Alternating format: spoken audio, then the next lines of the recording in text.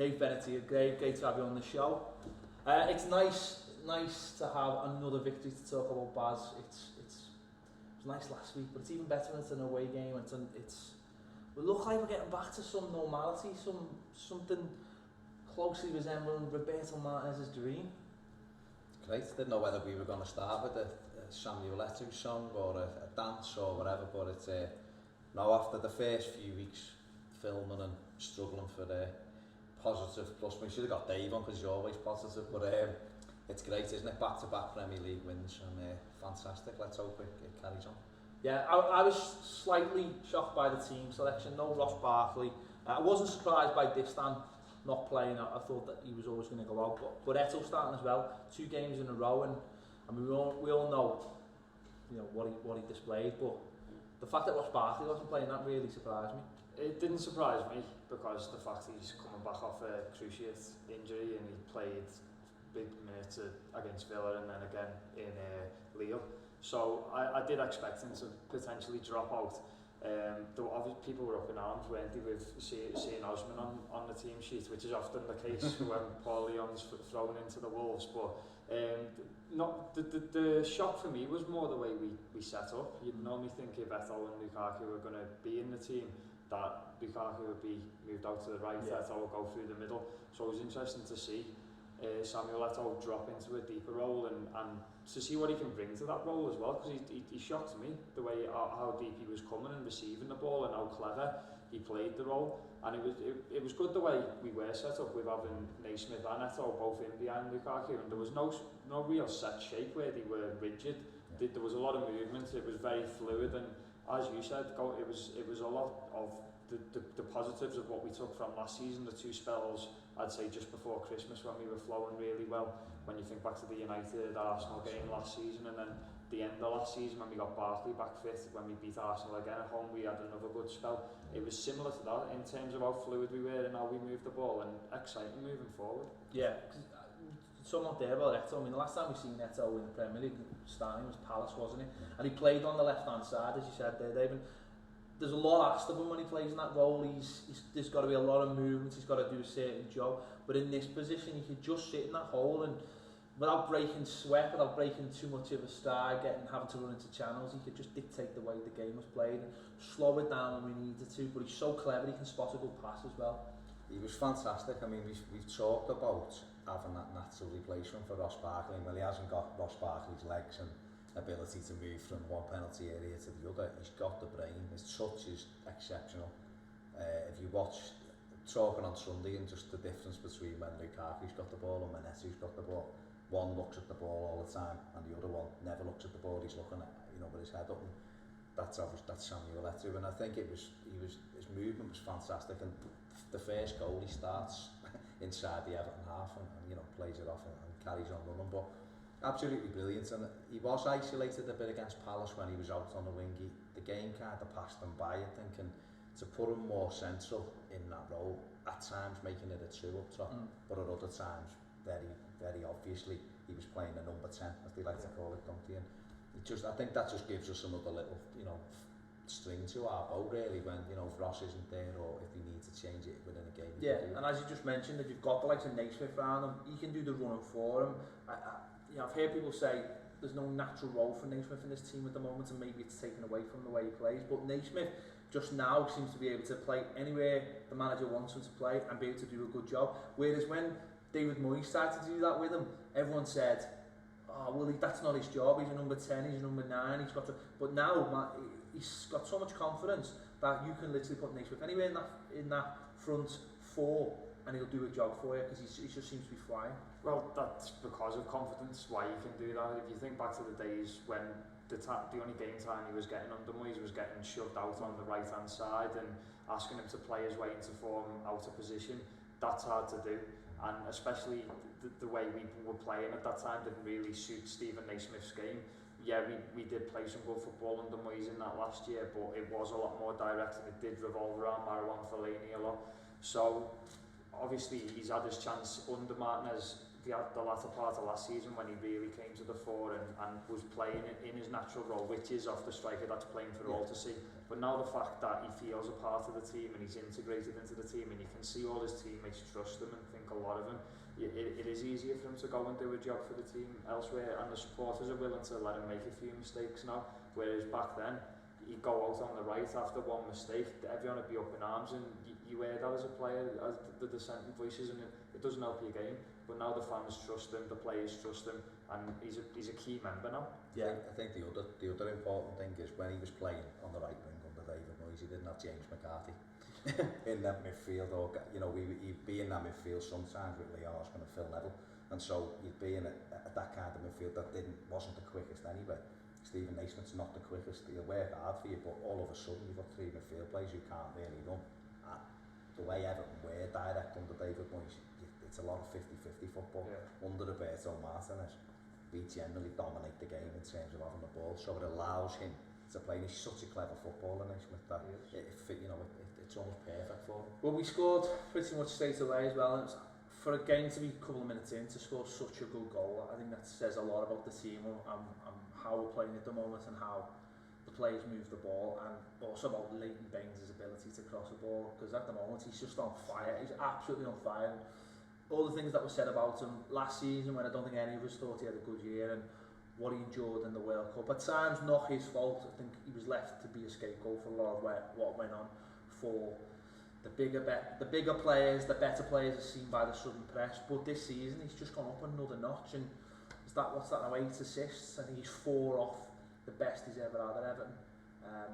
And he's 1 off the total of Premier League assists for a defender, which is Graham Lasso, so hopefully he'll be taking that over in the next few weeks. But Saturday, hopefully. But I mean, it's not just Leighton, is it? We've got the 2 best fullbacks in the league. We're blessed in that position, and the first goal and the second goal was everything you need to know about Roberto Martinez's Everton, the patience and the build-up, and how the players trust each other to move it quickly, one touch. It was fantastic to watch. A fantastic header by Samuel Eto'o as well. Something that, we've seen it on his debut, but rolling back the years there, crashing one in off the bar.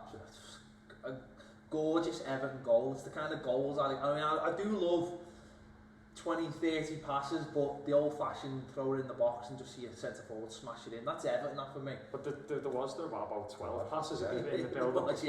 But best of both worlds. I think if you look back to it, it's a clearance, isn't it, from Alcaraz? It goes up near and Lukaku to Eto'o, and then it starts from there, and everyone stays nice and bright. And Leon Osman plays a lovely little ball, weighted perfectly for Baines to stand it up. But Eto'o, you just watch it again, he comes like a train, no one sees him.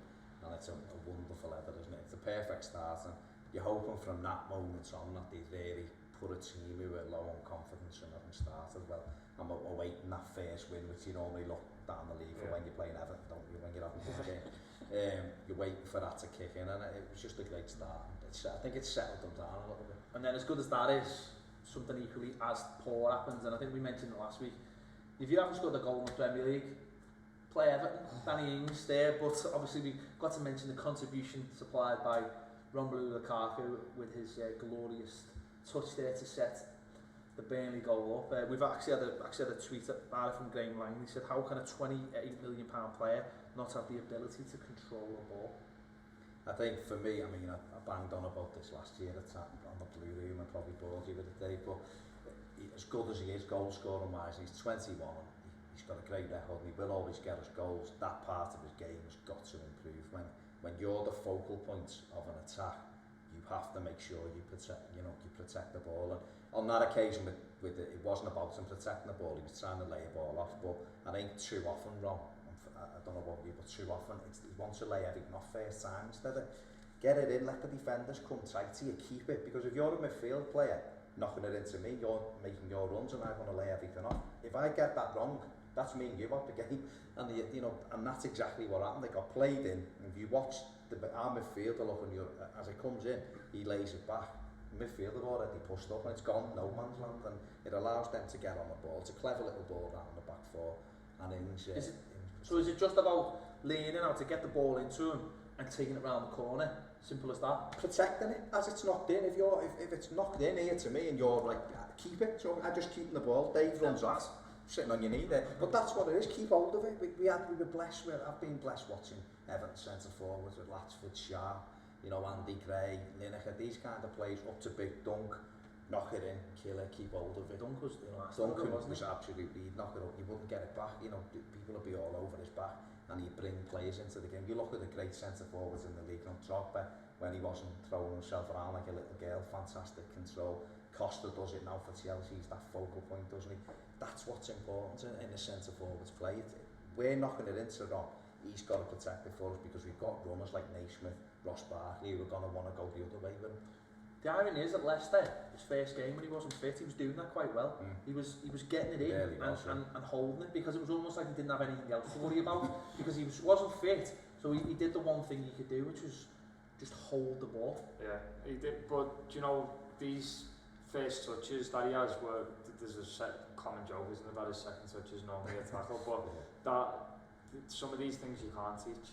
I mean, I genuinely... I hope you can. I know, I hope you can. But in terms of a genuinely world-class first touch, if he hasn't got it now, he's never going to have it. He's a rough diamond, and he's got to just taper his game to play to his strengths, but it's decision-making more than anything. What you're saying. Yeah, he can work on decision-making, and you can see Samuel Eto'o is the perfect role model for him, because when they're on the pitch together, you see Eto'o talking to him all the time, giving him pointers, and that goes on the training pitch. And even when Eto'o scores his second goal, Lukaku's off the bench up in arms, and, and they've got a little celebration together, so they're building up a rapport. And who better to learn from Samuel Eto'o, because it wasn't so long ago, he's the best striker in Europe, on list for the Ballon d'Or, and he had everything. He was playing centre forward for Barcelona, so this is the perfect mentor. You talk about your teams getting in striker coaches these days, like Sheringham's gone to QPR, and specialist coaching does help players. You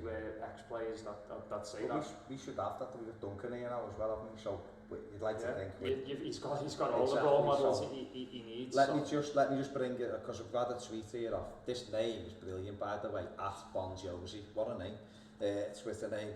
And he says, this was something we discussed last year, but he says, does Howard deserve praise for not attempting to challenge Danny Ings when he goes round him? Because we seen here, Dave, last year, Sunderland at home, and Leon Osman loses possession, and Key, I think it is, runs in, and Howard charges out, red card penalty, Everton down to 10 men, subsequently lose the game. On Sunday, Howard Ings runs in, and he just makes himself big and pulls his arms and lets him go round him. Didn't make much of an attempt to get the ball. For that reason, does he deserve praise for that? I think personally he does. I wouldn't say not praise him. I think it was a better decision. Let's not praise him. Let's not say don't attempt to stop goals, because otherwise we may as well go home. No, but he's been doing that all season. Was it a good decision by him? It was a brilliant decision, because I argue with my mate in the game about it. He said Howard should have been out quicker. Now that's a different debate altogether. A Hugo Lloris maybe as 5 yards further up, and that ball he sweeps up. But sometimes when a player loses possession inexplicably, like Lukaku did, it makes everyone else look out of position, because they're not set up. They're thinking everything's going forward. So maybe he could have been a few yards further up, but that's not Howard's game. It never has been. But when he puts himself in that 50-50 where he's at, you're right. He's got two options. He can either go through Danny Ings, get the red card. We're probably going to concede a goal from the penalty anyway, and we wouldn't be 2-1 up 5-10 minutes later, because we'd be down to 10 men. So ultimately, he made a great decision. Because we've talked about this last year, didn't we? I think we both agreed in that Sunderland game. That's what he should have done. He should have basically just let the lads slot it, and we'd have put the ball down and gone like 11. To be fair to Howard though, on that particular night, it was key, wasn't it? He did make a hell of a lot of it, but I don't know. I'm not going to say much on Tim Howard. I think it was a good decision. Yeah, I think it was a good decision. I don't know whether it was a decision or not. To be honest, I think Danny Ings was. What's all this? What's all this cup in his ears for? Danny Ings, he hasn't scored all season, and he thinks probably because he was getting some. I think it was to the Burnley fans. That's what I mean. What's all that about? Because he hasn't scored. Nonsense. That's his job to do that. Like a postman. As you mentioned, it only took 10 or so minutes, and we're back in the lead again. And what looked like a scruffy goal on the initial view, and you take it back 24 passes, and actually it's a fantastic goal. And, as much as criticism as Romelu Lukaku gets, he's in there, he's doing his job. As scruffy as it was, that's what you want, don't you? Want scruffy goals by your centre forward. And when he scored, you know, his celebration showed how much he meant to him. He knew as soon as he gave that ball away for the Burnley goal, you know, that how much it hurt him. And you could see how much it meant to him when he scored the second goal. Because you know, he's got his team back in the goal. He's put it right almost, and that's all you want from your centre forward, I think. Definitely, he needs goals, doesn't he? That's the confidence thing. He scored here against Villa the week before. I thought he played really well when he came on and Lille, and you know, at the weekend he wasn't having his greatest game in that first half, got to be said, but by a long shot. No, but you know, he's in the right place at the right time, and he does really well because his first shot, he swings at it and it gets blocked and he reacts very quickly. And okay, he's missed it, but that's where I want to see him scoring goals. I want to see him in and around that 6-yard box, putting the ball in the net. No good to me, stood on the wing at the end of a move, and that move again, you've just mentioned it, I think it was 24 passes. Absolutely brilliant. You touched on it before. They're getting back to the Roberto Martinez style, and Albright Stephen Naismith is, you know, plays a couple of little 1-2s into the box. It was in trying conditions as well, because it was very windy. So to be able to play a fluid move the way they did, just it shows the class we've got oozing through. And Lukaku, yeah, it's a miss it, but you've got to remember that's his unfavoured foot. So and the way it fell to him, it was pretty much behind him. So he's done all he can do to get it on target. And as you say, you take any goal as a centre forward, especially the scruffy ones. Let's hope there's another 20 misses for the rest of the season. That's it, and that's the main thing. He's just scoring goals. It's important or not, you want to see your centre forwards. That's why I always think it's great when centre forwards take penalties, because it's just another goal. It's another goal. It's all you want to see, because at the end of the season, it all comes down to numbers. And I think, like you said there, he'd obviously been, his head had been in a different space after they've equalised. You feeling the pressure, you know, I've gifted them that goal. And the relief just came off him when he puts us back in front. And all the players over to him and jump all over him, kind of removes that bit of negativity. Unless someone to go hide. So 2-1 at half time. You know, we're coasting along, and pretty much second half started the way we've been playing towards the end of the first half. But there was that little thing in the back of your head, that just for me personally, started to feel a little bit anxious as the half went on, because we weren't pushing for a third goal as such. We were trying to control all the play. But after witnessing Crystal Palace, after going to Leicester, we've seen this before. We've seen what happens when we slow the game down and almost say to the opposition, well, what have you got? And I always think that's dangerous, because if you play anyone, especially if you play them away, if they're getting beat 2-1, we know what it'd be like at our place. If we were getting beat 2-1, they're going to go for you. And that was my little bit of a worry. Did we have enough in us to step up when we were, you know, if we did concede a goal? Because as their goal shows, it only takes a silly little mistake, and we've always got a silly little mistake in it, especially after we keep the ball really well, and when we always seem to give it away cheaply. Yeah, the away end, the nerves, you could feel them seeping in, because we controlled the game for such a long period, and you could see a few players starting to tire. Osman, there was a spell where Osman was still on the pitch, and he was making mistakes, and he was chasing shadows a little bit, and you thought this needs to change now, because all of a sudden you could see Burnley growing and getting come on, we can do something here, and growing into it, and you thought, oh, we maybe have missed the trick not going for it, but we injected the right players at the right time, and Barkley was bright, Pienaar was bright, and thankfully we got the third goal we needed, because how many times have we seen that with Everton? I always think back to the Fulham one in Moyes' last season, when you can batter the team as much as we did Fulham that day, and it just takes that 1 second and it's over. But there's something interesting, weren't there? You know, we were all shouting off for Osman to go off, not because he'd done anything particularly bad, just because after an hour his legs are gone. You've got Barkley on the bench, but taking Lukaku off was an interesting one as well, because he is your outball. I always think you always need an outball whenever, no matter in football. Sometimes you just need to hit into a channel, and when you don't have Lukaku, you take that out the side. And Barkley's not a great sub. He never strikes me as being a great sub. So it was interesting. Pienaar is great for coming on, because he keeps the ball so well. He also gets you good fouls. I was thinking he's not the most foul player in the Premier League for nothing. He does it when he needs to. So from that point of view, I was a little bit surprised that he took Lukaku off. Yeah, but I don't know whether he was carrying a knock or whether he'd felt something, because it was a bit of it seemed to come out the blue that he just took him off, didn't it? But I don't think, But that to me is good though, because that's showing that he's not always going to just look at him and think, you're our only hope. I think it's good to pull him off, because it keeps him on his toes. He scored a goal, so it's not going to damage his confidence too much. And I think it shows everybody else that, look, just because he's cost 28 million quid, he can come off as well if you're not doing it, you know, and it helps having someone like Samuel Eto'o, doesn't it? Come on, let's have it right. But I've got to disagree a little bit. I didn't feel, I wasn't nervous. The last couple of games, I haven't been nervous when we've been in front, and that's been a change, because the first few weeks, every time the team crossed the halfway line, I could only see. I don't think I was nervous because I think what you're gonna say is probably the only thing you've got in your back of your mind. Like Leicester was the same the first day. Leicester done nothing that first day until the last couple of minutes and a little break, and it's 2-2. And they had a couple of corners, didn't they, I suppose? It's not the fact that I'm worried the opposition are going to score. It's the worry that we're not going to score. Yeah. You know, because we don't seem to want to go for the kill. That's the frustration. The passing's absolutely fantastic, but we do at times seem to.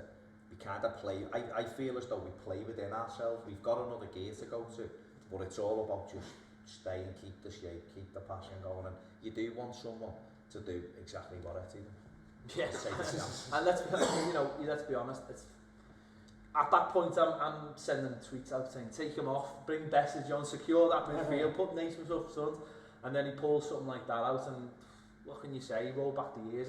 Funny enough, a couple of days before, I'd been watching one of these programmes on Sky about the Barca years, and watching him play at his pomp and watching him score in Champions League finals, and thinking, I need to get a Barcelona shirt, I need to get a shirt so we can get him signed. We've got one of the great centre forwards of our time playing up front for us there, and then he does that and rolls back, and I'm suddenly thinking, I want an Everton shirt with Samuel Eto'o's signature on a Barcelona one. Yeah, the only shocking thing for me, why Eto'o was left on, was just the fact that he played 90 minutes on the Thursday, and you know, you think back to his checkered injury record in the last few years, and his hamstrings have a tendency to go, and I do think Lukaku did have a knock, because he was laboured when he come off the pitch. It did look like he did have, but in terms of the course of the game, on how the game was going and how Eto'o was playing, there's no way I'd have took him off, because he was doing that well. The only thing that would have been in my head was he's going to get injured, but thankfully he did stay on, and it was a brave call, because there was different options on how we could have done it. We could have just put Naismith up top and took both Lukaku and Eto'o off and shut up shop and got a message on, but the way we did it was perfect in the end, because as they did come at us and have a little rally bit, because at second half we controlled it for large portions, and Burnley had sat in. Once they came out and said, right, we're going to have a go, that's when the pockets of space opened, and Barkley and Pina were getting on the ball, and Eto'o was going to get them chances, and he could have had an extra. It's interesting what you say there about the injuries, because he did have a lot of injuries last year at Chelsea, and you just think maybe Roberto Martinez's background in sports science and this kind of thing, that maybe he knows exactly how to manage him. Okay, he had that injury a month or so ago, but maybe he knows exactly how to use him and where to use him, more importantly, because Chelsea used to use him as a batter and that, and it's obvious that Martinez is just not going to do that. He's not going to use him as the number one striker. He's either going to use him on one of the sides or in that hole where basically he can just play in a little round circle and just do what he wants, because he's got all those other players, as we mentioned before, doing the hard work for him. And that's maybe where you'll get not only the 2 years out of him, but I mean, let's be honest, hopefully we do get the 2 years out of him, because I think he'll be special for the 2 years. Yeah, I think it is about managing him. You've got to manage him. But Chelsea, when you're coming in and out of the team, the way he did at Chelsea, it was every third game, wasn't it? Couldn't play him away from home because he didn't run, because that's what Mourinho said. Your fitness does drop, and you get situations. We've had it with Kevin Morales. You know, he was flying, left out the Crystal Palace game, left out at Swansea, comes back for Liverpool, tears his hamstring half an hour into a game. Them kind of players who are operating on ballistic, really, sprinting wise, they've got to play every week. Michael Owen, remember Michael Owen saying about it, he was better playing every week. When he started rotating, that's when his hamstring get going. Eto'o, it is about managing, but I think Davey spot on Sunday. I was actually calling for Naismith to come off, because he wasn't having one of his better games, and I felt as though Bessage would have come on and just give us that extra little bit of legs in midfield. Eto'o could never have come off, he was absolutely flying, and I think Martinez would give us a little, if we actually look back, he'd given us a little bit of an inkling of what was going to happen on Friday, because he said he's fitter now, he's ready to start 90-minute games, and you're thinking, he's just played at Lille for 90 minutes and then he does it again, and what I mean, look, that goal, if you watch it again as it comes through, he glances first over his shoulder like any good centre forward, and the next minute, it's He uses, back and he uses the fella. defender as well. Jamie Carragher trying to say deflected. I know. And then very unlucky not to get an hat-trick, which would have been a perfect hat-trick as well, left, right and header, so gutted about that. And you spotted something about it, didn't you, that goal as well, that opportunity for the goal as well. He just hides behind the defender, he crouches down as the defender's there so he can't see him, and he's just hanging and he just thinks, I've got a nice little back pass here, rolls it and he's onto it like Samuel Eto'o of old, and he actually hits it too well, believe it or not. If he hits it a little bit slower, it would have, the natural run of the pitch would have took the ball in, and it was so lucky because it hits the post and gives it the Al FIFA and spins back across the other way, but just fantastic. And you know, you do kind of just look and think Samuel Eto'o played for Everton and scores goals. I mean, early when he was available to us in the summer, and I was told he wanted 120 grand a week, and I was thinking, nah, he's hardly done much for Chelsea. 120 grand a week is too much. I'd rather have someone like Boney or Remy, but when he took the pay cut, or rather Everton cleverly said, well, we'll give you 2 years at 60 grand a week, so that gives you what you wanted. Ever since that day, he's just bounced in, and you know, I just kept on Sunday, I just had to look at the Sky Sports app a couple of times to see the 3-1 and just see Eto'o with the 2 goals on it, you know, just to say, what a play, because we all remember him scoring them outrageous goals for Barcelona and Inter Milan, and there he is with a little bit of a spiky haircut for Everton, you know, rocking the hat. It is fantastic. The other thing I want to say about the second goal is Naismith smacking the bar in the goalie on the head.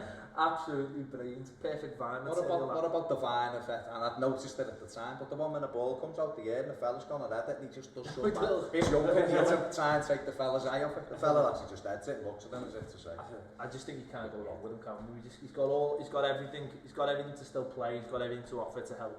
Do you know what the most impressive, the goals are great, I think that's 4 in 5 starts now, isn't it? And things that's fantastic, but the biggest thing that I've taken from it is enthusiasm. He still wants to do the work, he doesn't just want to stand in the middle and go, give me it and I'll put it in the net and have the big fuck you but not coming out of his mouth. He wants to put a shift in for us, and that's fantastic. He's not one of them, is he?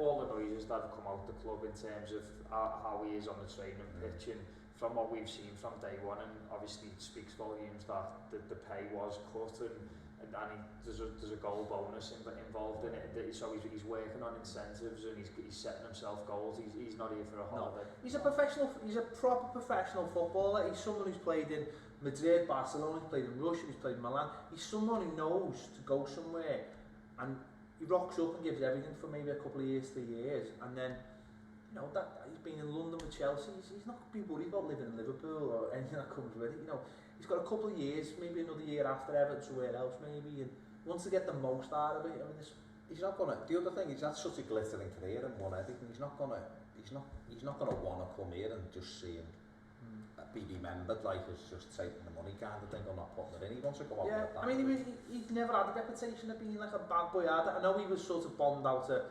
Barca, but it was more to make space for Messi. And when he went to Milan, everyone said, oh, he's not going to get on with Mourinho.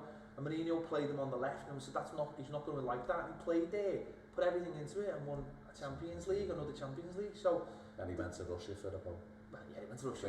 Let's be honest, he went to Russia for the money. Let's be honest. You know. But we're thankful for that, because we don't need to give him that kind of money. So if I offer you a euro millions winning ticket on Friday, you're going to take it off. He's already won all the trophies by then, hasn't he? By the bevy, don't he? He's already won all the trophies. Now he's come back here to win more trophies. So 3-1, we're back in the top half of the Premier League, and it's starting to look a little bit better. It's starting to look a bit rosier. We've got a good few decent fixtures coming up in the next month or so, and as the players have got back, we've got all our better players back. It's starting to look like a better picture all round. Yeah, that was said to you on the Blue Room the other week. The league table, you can't read too much into it early on. A lot of people are in false positions, and everyone's bunched together. And Everton were one of them teams in a false position, and you knew as soon as we got our players back, the key elements. So we were speaking earlier off there, where I've argued with other Evertonians that we have got a good squad, but when you've got the 3 or 4 key elements of that squad taken away from you all at once, you're going to struggle. But we're getting back to where we're at now, where we want to be, and we've racked up back-to-back wins for the first time in the season. and we've got a nice little run of games on paper that is that where you think we can continue. We've also got a shape, haven't we, as well. Alcaraz has come in and filled Stones' void, and although he does have dodgy moments, it seems to work. Jack's being on the left seems to be so much back to his best. It makes a massive difference when he can just quickest defend player in the Premier League, and he can organise, quickest player in the Premier League. So from that point of view, I think what also has happened is, you know, we've mentioned this news at times, is as a squad it looks fitter as a whole squad. So when you replace one with another now, they come in and do a job. And it's interesting, the likes of Naismith and Osman were left out against Lille. You play Besic in there, and then Besic takes no part in the next game, and Osman and Naismith play the full game. That's how he seems to be working, and he must know exactly who's fit and who isn't fit and how much they need to play in certain games. So he seems to have started to be able to manage it well, which helps. And think, coming off the back of such a good performance, think of the players that played no part in the weekend. You've got Stones, Oviedo, Morales, Besic. I'm sure there's a couple, Gidi, Kone. But and you're talking about we had 14 players that contributed on the weekend, and we've got 5 or 6 to add to that. There you go. So there's 5, 6, 7 players who are all equally adept to add to that. Definitely. And I think the other thing is everyone was reaching for the, you know, ready to start putting Martinez under pressure and Everton, you know, relegation candidates, or our fans get, you know, one season under. I've seen quite a few times where we've been found out. I've seen that tweet quite a few times, we've been found out as if it was a secret. But I was waiting for you to come out because and say, I told you should have got Thomas Tuchel. Thomas Tuchel, he's our next one. But the other thing is, I think the thing for me was, and I said it a few times, all I want is to, when we get to February, is to be on the coattails of that Champions League race, because from February onwards, we've got one hell of a good run. Last year we had something like 5 of the top 7 in our last 10 games. This year, I think we play Arsenal at the end of February. I think we've only got Spurs till the end of the season or something like that. So we've got a great chance. If we can just cling on in there, keep picking up these wins now, we're going to be in a great position come the final third of the season, which Bobby likes to talk about. I worried for us in terms of getting the Champions League top 4 a few weeks back. I was not one of the dissenting voices saying Martinez is being found out, because I think he's our man for many years to come, unless someone plucks him away from us. But when you thought United are starting to come into form, Liverpool hadn't really dipped off the way they have yet, and Tottenham weren't doing so bad, and you thought this is going to be a struggle. We didn't know how long Barkley was going to be out for, how long Coleman was going to be out for, and you thought this could get away from us, and we could end up having all our eggs in the Europa basket, because there's a Champions League and a trophy waiting at the end of that. So we are very much in it again on 2 fronts. So I'm throwing us back in the ring for top 4 because it's wide open. It's a wide open division. That's what I've always said since day one, is that this Premier League season was going to be so much closer than last season. And I've said it numerous times, I've said it so many times now that I should have put money on it, that I think 72 points, what we finished on last season, will get you a Champions League place this season, no problem. And I think that's helping us. And I think the other thing is, apart from the top 2, and really at the moment they're just looking like a top 1, isn't it? Apart from them 2, Arsenal aren't great at the back, Spurs are dire at the back, Liverpool aren't great, we're not great at the back, United are terrible at the back. So them places from 3rd to about 7th, with roughly the same teams we were in it last year, they're wide open. And at the moment, I suppose you couldn't discount Southampton. They're flying at the minute. So I think it is wide open. And I think you have said this from day one, is that a lot of the other teams will beat. Whereas last year, most of us just beat who we should. This year already, we've seen West Ham have beat Liverpool, have beat Manchester City, you know, Villa have won at Liverpool. Money, isn't it? It all Spurs comes down to money. All those teams have gone out. Liverpool had a lot of money. Well, all those, the likes of Southampton and West Ham, they went out and put their hand in the pocket because they got the money. There was no point in just keeping it there, you know. They've all spent money. West Brom have spent money. Everyone has spent money. Some have spent it well, some have spent it poorly, but everyone spent money, and I think we're starting to Even we spent money. Yeah. Hi, I'm Roberto Martinez, and you're watching Toffee TV. Moving on to Lille, Dave, you were there. I mean, we've seen the footage from YouTube and Twitter and all the rest of it. What was it actually like?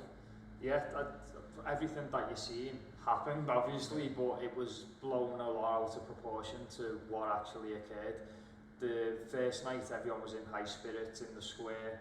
I think I sloped off about midnight for a McDonald's, and someone come running in saying the Aussie bar just off the square had been attacked by Lille fans, and within that isolated incident, it was pretty much just a quick ambush, and they went after like some armless fellas in Everton shirts, and a few took a few cracks, I think, and that was obviously down to Lille, not down to Evertonians, who because it was just everyone enjoying themselves, everyone in high spirits, a European away, very similar to the situation we had at Nuremberg, and that happened, and then it passed. The next day, everyone's in the square again, everything's fine. And then the next thing, obviously, unbeknownst to me, I was on the periphery of the square. They came in to arrest someone who was in the middle of the square. I'm not sure, I don't want to speculate what had happened, but I think they come in to get one person. And because there was a bit of reaction to that, they then overzealously started in with the rubber bullets and the tear gas, and all of a sudden the square cleared like that. I was still stood on the side. For, I'd say, 10 minutes, they had ordered, dragged this one fella away, and obviously people were angered by the fact that kids were put in the way of tear gas, old men had been hit by rubber bullets, so yeah, there's going to be a bit of anger. The police soon scarfed and everyone filled the square again, and that was it. But obviously I understand that everyone's phone was going wild, you're okay, because obviously it was getting reported quite vehemently, this side, wasn't it? And when you look at some of the pictures in isolation and you see Evertonians throwing bottles after the rubber bullets and the tear gas come off, it can start to look like a hooligan incident from Everton, but that was the thing that sort of annoyed me, because the things that were put on Twitter and stuff, they were all videos and stuff, but it was trouble mentioned with Everton, and other people start going, oh, well, Everton fans, you know, there was never that. Well, we've heard the Everton fans side, but we haven't heard the police side, so we don't know what's really going on, do you know what I mean? And that's the most annoying thing from the whole thing. And as you say, it was just two really isolated incidents. But in the ground, what was that like? Because I've heard comments saying that was poor steward and poor police, and, you know, people outside getting made to you know, accuse and search. Girls telling some terrible tales of how they've been searched and really, really embarrassed at the way they were searched, and, you know, left some of them really shaken up by what happened. Yeah, the only thing that I found untoward in terms of policing around the stadium was going in. It was similarly to the complaints we've had at Anfield in the past few seasons. Well, not so much this season, just gone, because they had the big thing to stop it from happening, but the previous seasons before that, in terms of Evertonians love to arrive in a match 10 minutes before it kicks off, and sometimes the police could manage that rush of people better, and they didn't. It was quite like there was in the lower I was in the lower tier, which was probably only about 15% of our end, because we had the whole upper tier and we had like a little corner in the lower, and that part going into the lower, it was pretty much one turnstile to get in, and it could have been managed for the space they had outside there. There was a bit of a crush, and in the end they had to just open gates to let people in. But yeah, the policing there was comments on the way over. I hadn't even thought about it. I was just thinking, oh, it's going to be like another Nuremberg when you're speaking to other Blues for the amount of numbers that were going. And people were like, yeah, but I've heard things about the French police, and it turned out they were right to have them concerns, because even on the walk up to the square on the day of the game, you could just see loads of undercover police, loads of them, and they weren't visible like in Nuremberg, where they were all there. They even had guns in Nuremberg, but they were playing heads and volleys with people, and you know, making it like it was like, this is your square, you're here. You can have a drink, you can do what you want to do, but these were undercover guys, and they were going about things in a sort of that way. I suppose from their point of view, the way they would probably explain it is, it's not the biggest place in the world. They probably don't get a lot of massive football games, and if 10,000 English fans are coming over, they're thinking we're going to be on high alert. And I wouldn't be surprised if some of those police had been brought in from other places, and that never helps, because if they don't know the lay of the land and the away fans don't, it's not a great mix. Hi, I'm Derek Mountfield and you're watching Toffee TV.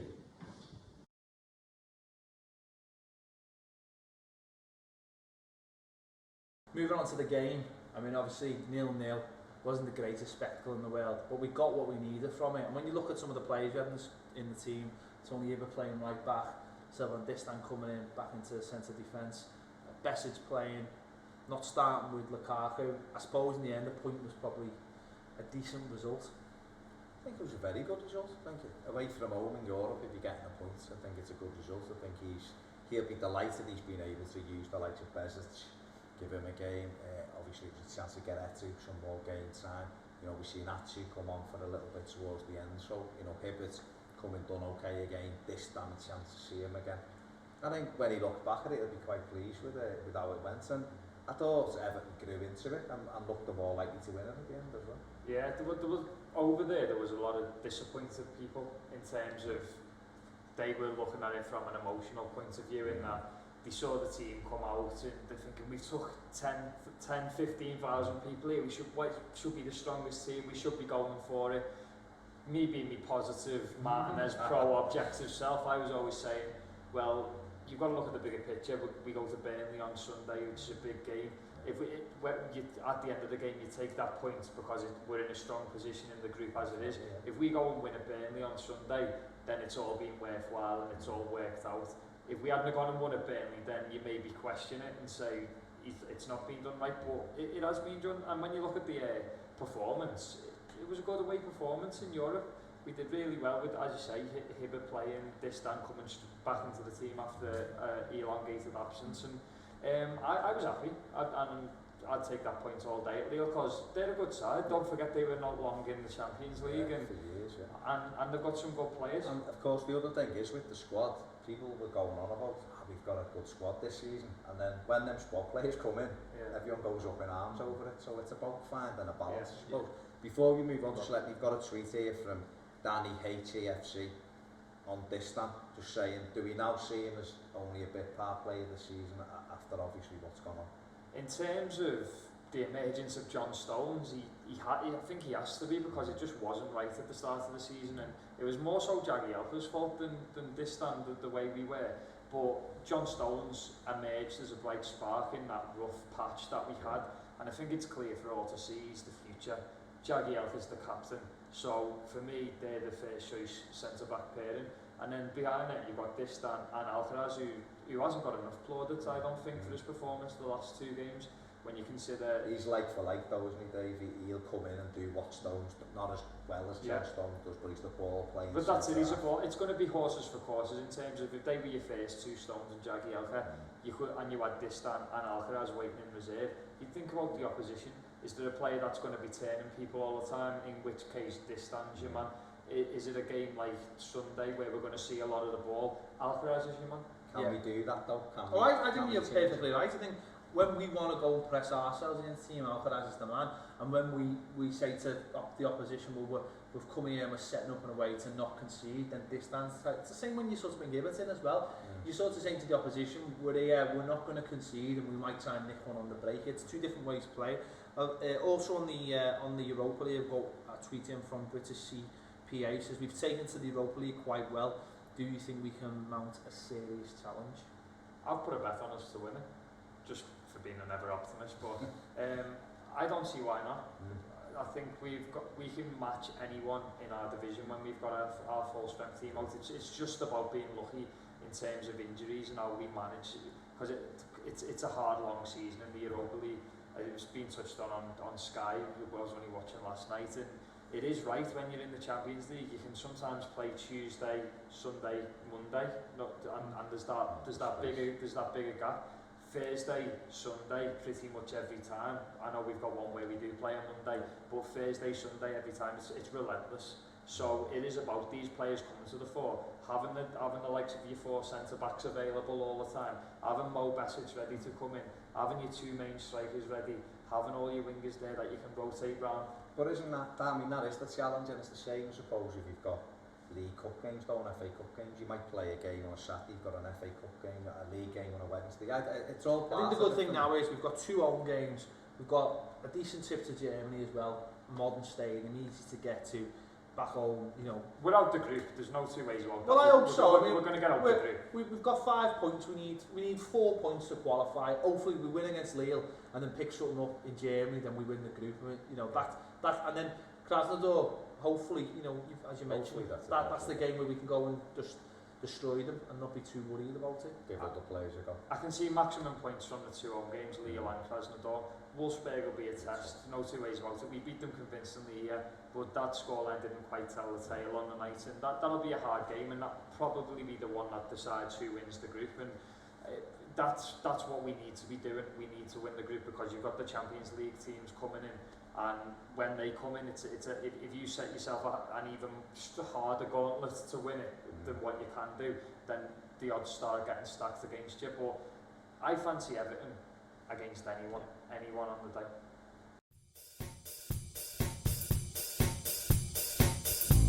So obviously a big game against Swansea this weekend. We've already been beaten by them this season for the first time ever in the League Cup.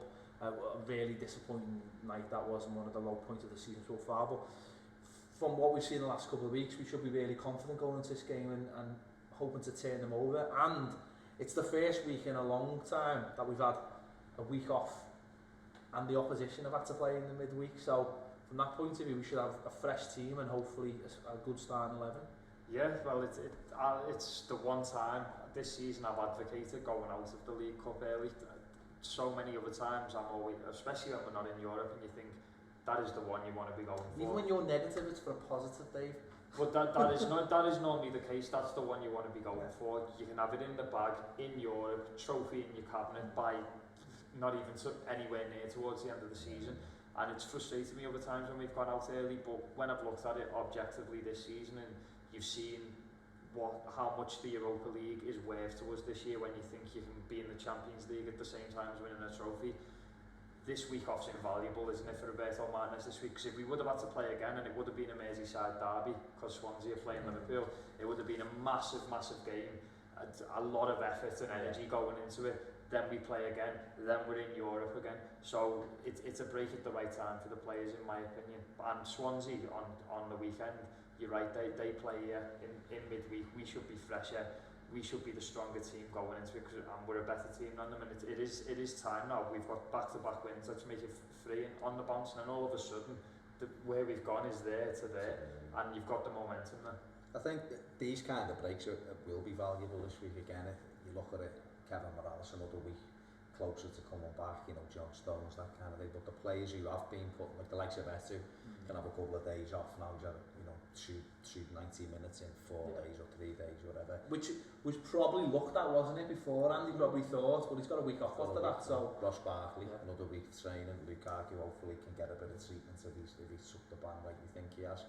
And it just gives everything a chance to settle down again and say, like, we're all working towards Swansea. The focus for the first time for a while can just be on Saturday's opposition, can't it? Rather than going, we'll come to that next week, but first we've got this game to negotiate. And it's a big game.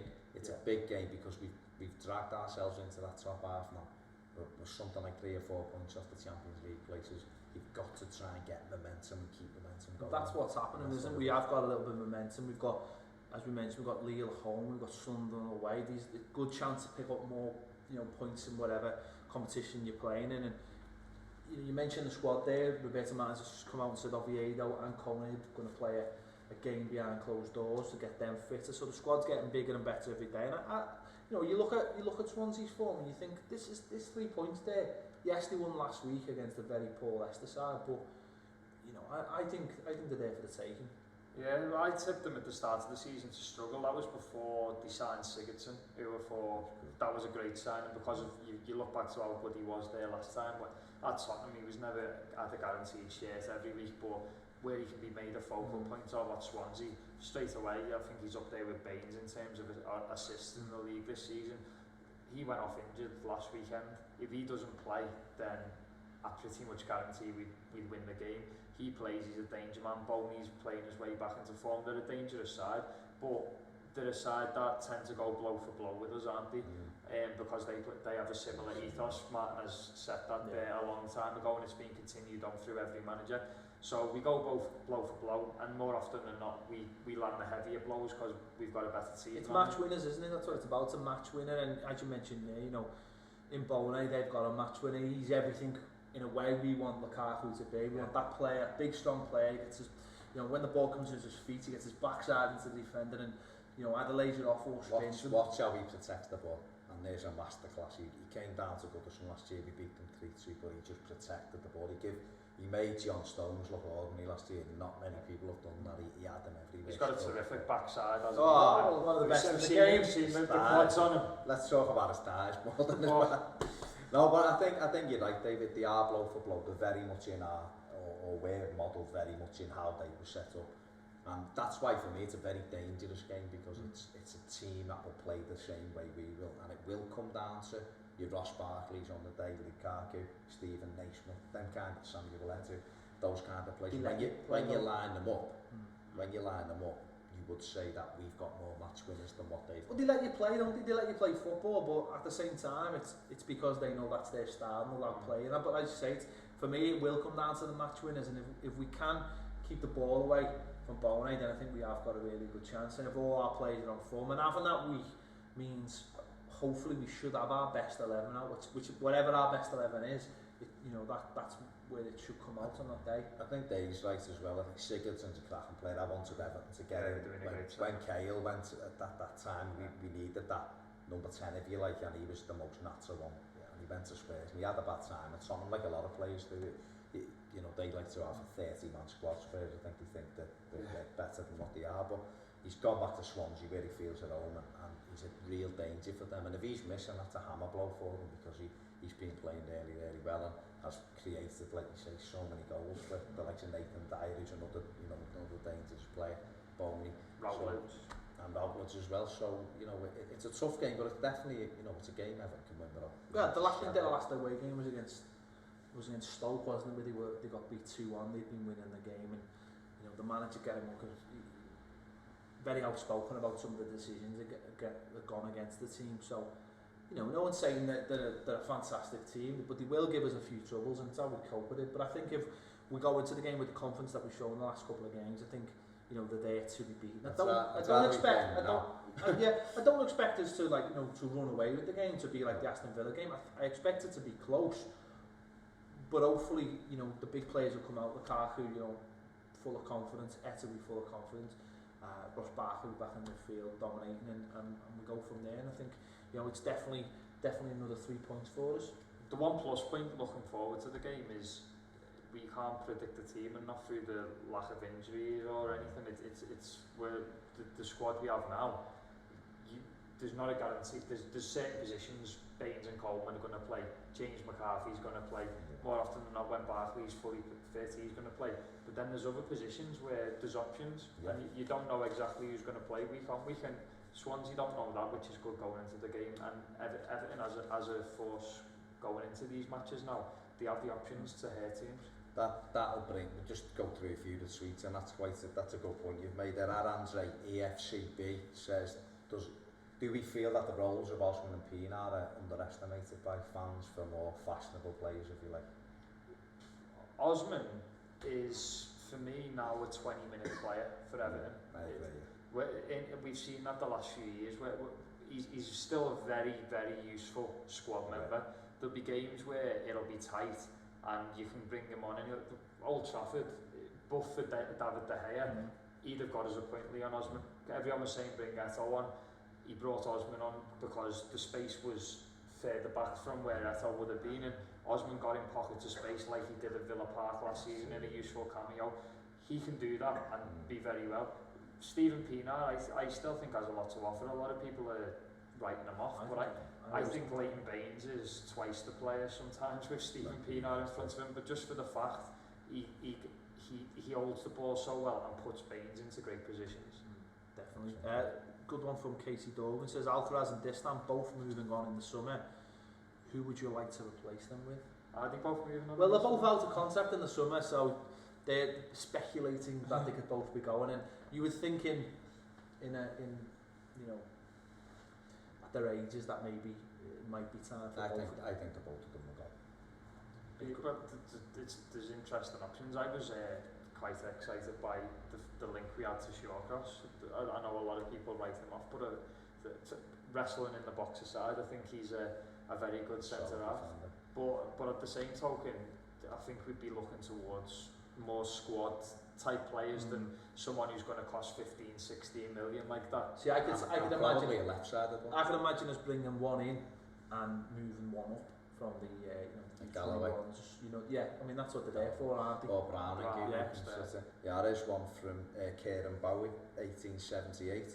If Kone isn't fit by January, do we think Long or even David Hennon could come in as a fourth choice striker, I suppose? What all about David Hennon? He scored, didn't he? He scored for the under-21s this week in a 3-0 win over Norwich. So he scored his first goal.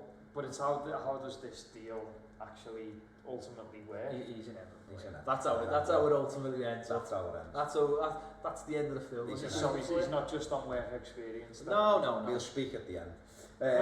That's all right. I'm someone who's been impressed by what I've seen of Chris Long. He's cracking goal at Pad. I don't think physically he's anywhere. Nobody's a runner, I think, and I think for 20 minutes at the end of a game and 15 minutes at the end of a game when legs are tiring, I think because what separates him for me is that he's got a really good first touch. Long he's dead comfortable on the ball, I think he could do the job. Here's an interesting one. This is a good one. Out of this Everton squad, who would you pick in your five-a-side team? Quick as you can. Pienaar. Gareth Barry. One then. So Gareth Barry. Tim Howard, obviously, your keeper. Name your team. No, not Tim Howard. Robles. I just say I'll put Robles in and tell him just to lie down. So Robles, Gareth Barry. Yeah, Barry just for the passing. Ross Barkley for being a bit of a wizard. Eto'o. Yeah. And probably someone like a Pienaar. See, I'd have Baines. Okay. I'd have Baines because he can pass a ball through the eye of a needle. He's up and down, he doesn't stop what you need a five-a-side. Seamus, imagine Seamus will never stop it. Coleman's an 11-a-side player. And then five-a-side, you need a little bit of nastiness as well. Stephen Naismith would So you've got Naismith would be good, yeah. So use your keeper. Tim Howard. And that's because I always think in five-a-side, if you stay big and low, which he does, he lays down, he's always got a great chance. So you've gone Howard, Pienaar, Baines, Naismith and Coleman. That's yours. Yeah. Like mine is Robles, just because, like you said, he's massive. Barkley, Morales, Eto'o, and John Stones. See, Morales had never passed here. Don't care. That's my. He get himself into the corner. John Stones, head, shoulders, and he's John Stones. Morales had run into the corner, and that's when you run over and start giving him all a list and start kicking the back of his leg. Joe McKibben, 1878. What a question! Right, carrying off. Nazy and Love says, if any, who do you think will be sold, loaned out in January? Nobody. Simple as that for me. Probably. Unless the distant thing hasn't quite resolved itself and he's looking for something extra. I don't know. I think he'd probably want to keep the squad. Yeah, lads, Mr. and Mrs. Everton. Should we keep Rom and Eto'o together up front with Ross as the tip of the diamond, or do we see that one? It's going to be horses for courses. We've got a lot of football matches coming up. Don't discount Stephen Naismith and what he's done this season. We've got plenty of players who can do different jobs at different times. There's no one set 11 in modern day football, is there? Good answer. I've got one from Brown's Goal that says, are we going to win the league? No. I've got one from Rich the Master says, is the rotation policy of Martinez benefiting our players' long-term fitness? Well, it goes back to the previous question I've just answered. If we just went out and tried to hit all our games this season with 14 players, it wouldn't work. Yeah. It's modern day football, and Martinez is a modern day manager, and we're lucky to have him because you trust him to do it properly. Last couple to finish us off. At Pro Spartan Gamer, any early thoughts on January transfer window targets for you? I'm not even looking that far ahead. I'm looking at the next 3 or 4 games, and then you can't look too far ahead into it. But I'd love us to address the keeper situation, but I don't think Martinez is in a hurry to do so. Just led me on to one from Noel Early, who says, what are the chances of getting a new goalkeeper? Begovic would be good. Begovic, like him, love to have him here, but I don't see that we're going to be in the market for one mid-season. Okay, and Ped, last one for you. At Rich M64, he sees Roberto targeting a left-sided centre back in January. Who would you choose if you could pick one of them? Oh, I don't know. It's hard, isn't it? There's not that many out there. Vertonghen's good, isn't he? But obviously we wouldn't. It's not a realistic target. Nastasic at City doesn't even get a look in. Vertonghen would be a great choice, and I don't see why that is unrealistic. Because the Barcelona link's gone quiet. You think they'd be letting him go? Well, he's making noises to go. So Alderweireld would have been a good one. He went to Southampton as well. Good about him. I think there's just a dearth of decent centre halves out there, and I think we're lucky we've got. And the Stasses, we looked at him in January, and it's gone. The chances are, what are we in? We're almost in November. He's not kicked the ball as he did for City, so he could be another one. But thanks for all your tweets. Keep them coming in. We will read them out as best Toffee TV 1 on Twitter. Don't forget. Right, big thanks to Dave Bennett for coming in. If you want to hear more of him, get on the Blue Room. It's got a marvellous host of that show as well on City Talk 105.9. From Baz, from me, Ped, we'll catch you next week.